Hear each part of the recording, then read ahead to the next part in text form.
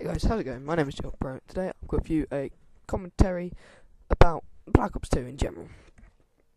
And I was thinking, as there's only about just under a month left until Ghost comes out, I thought I'd do an overview of Black Ops 2 and what I thought about it as a game, and just do like a review of it basically.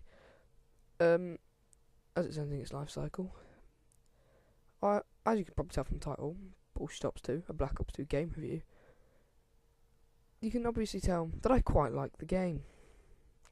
Yeah, I know, that doesn't sound like it from the title, but I do actually really like it. But in this video I'm going to be going through the really, really bad things about the game, like the really shit things that make people rage, make people not want to play it. And then I'm going to talk about the things that get them coming back and make them want to play it. And then at the end I'm going to say why I really like this game and why I play it so much, even though it makes me rage so much. And just before we get into the main topic of the video, I would just like to say that this gameplay isn't meant to showcase skill. It's possibly one of the worst games I've had in ages.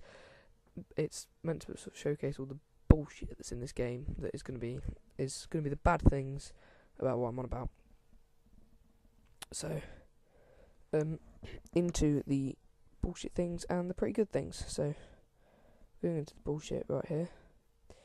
Not the main thing, but one of the worst things about it is like the OP guns. There's OP pistols. All the pistols seem to be OP, and the SMGs. They're all the SMGs, bar maybe the Executioner in the pistol class and the MP7 in the SMG class. All of those guns seem to be overpowered, which I hate. That's like my main thing about this game, is that the weapons aren't balanced. And then there's obviously the other odds OP gun like the AR-94 and the M4A1 and things like that, and the MK48, which I've got written down here. The MK48 is just so OP. It's like the only OP LMG, but it's like I got 2-shot killed from full health through a wall the other day. That's ridiculous. Anyway, on to the second thing. The second thing is lag and lag compensation. For those of you who don't know the difference, lag is just when you can tell what lag is, when your game glitches out and you get connection interruption and all that sort of stuff. Lag comp is when you are lagging behind the other player, basically due to networking issues, and it doesn't really occur when you're host, but it's like when things like that occur, when like you haven't seen a guy come around the corner, but he's killed you, and on the kill cam he's come around the corner and shot you, but you haven't seen him on your screen. That's like you're lagging behind the other player. He's like further ahead than you are. I think that's how it works. But basically, it means things are happening differently on your screen than they are on other player screens, which is really irritating. Because if you don't have perfect connection, which I don't, because I have Virgin Media, which is pretty bad, it always just gets you, and it's so annoying. And on the similar lines, inconsistency, which I think is mainly down to connection issues. But like some games, I could be using the M4A1 and getting one burst kills every shot, like to the chest, and then there can be other games where I'm at a similar range, on similar circumstances, same M4A1 class setup, but be having to fire like four bursts to get the kill. It's just ridiculously annoying. Another annoying thing, again towards the connection and lag sort of area of the game, is the matchmaking in this game is absolutely appalling.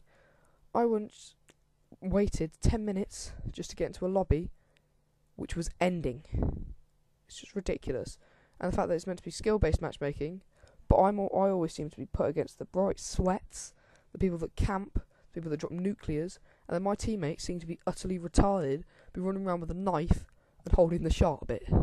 Like seriously, it's stupid. Oh, it just annoys me. That's one of the main things. And then it puts you back in the lobby you left. If you leave a lobby, you want to leave it, not to go back into it 12 seconds later. Like, it might have changed. I once got put into the same game of domination, so it's not like there's only one game running, 17 times in a row. Just backing out, waiting a little bit, going back in. I got put into the same game 17 times in a row, because I left because it was bullshit me.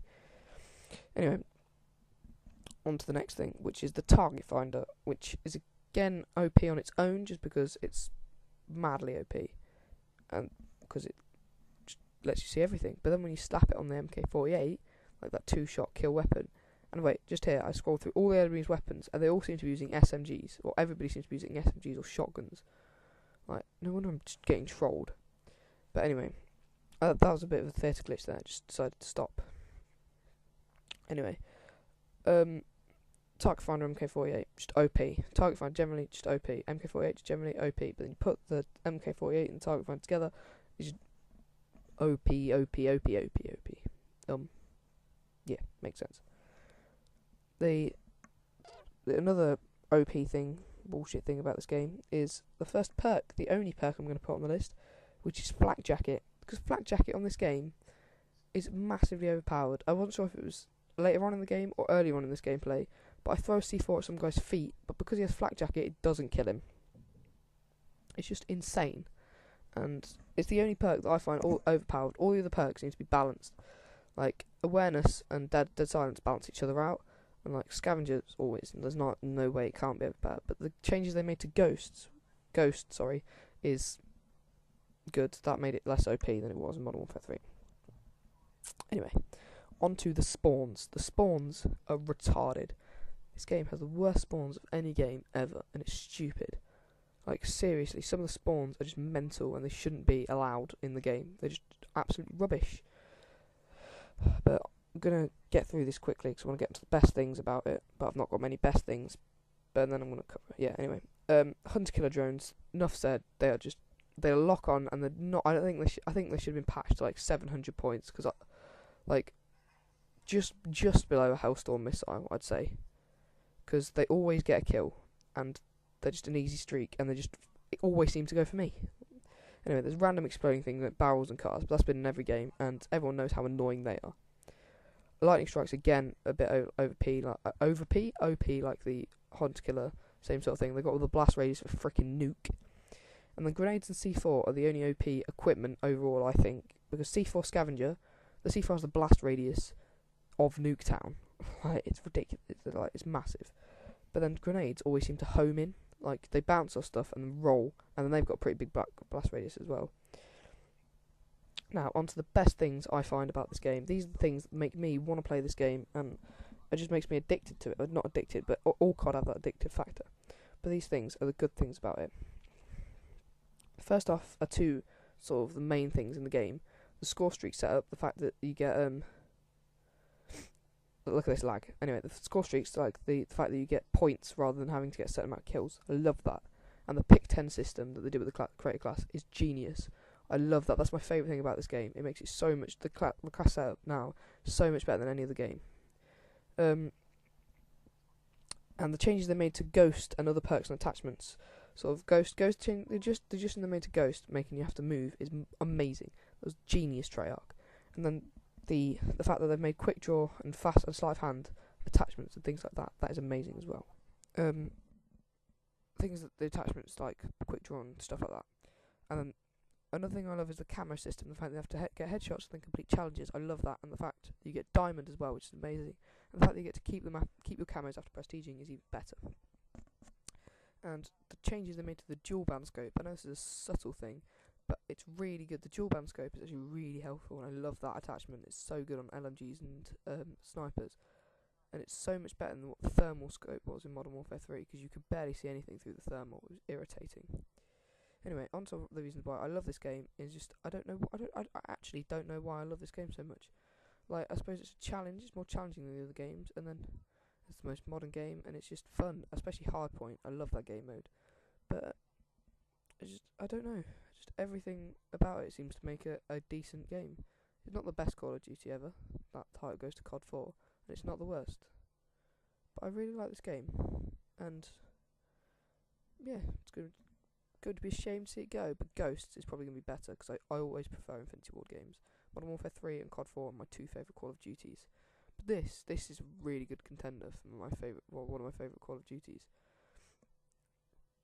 But if Treyarch had fixed like the lag and things that I've mentioned in the bullshit side of this video earlier on in early in the game's life cycle, this game would have been amazing. And anyway, I've been JHiltBro. You guys have been amazing. Leave your comments down. Leave a comment your thoughts in the comment section. Is what I'm trying to say, but I can't say it because I'm stupid. Anyway, I hope you have a good day. and don't forget to like, subscribe, and comment. Anyway, see you later, guys. Bye.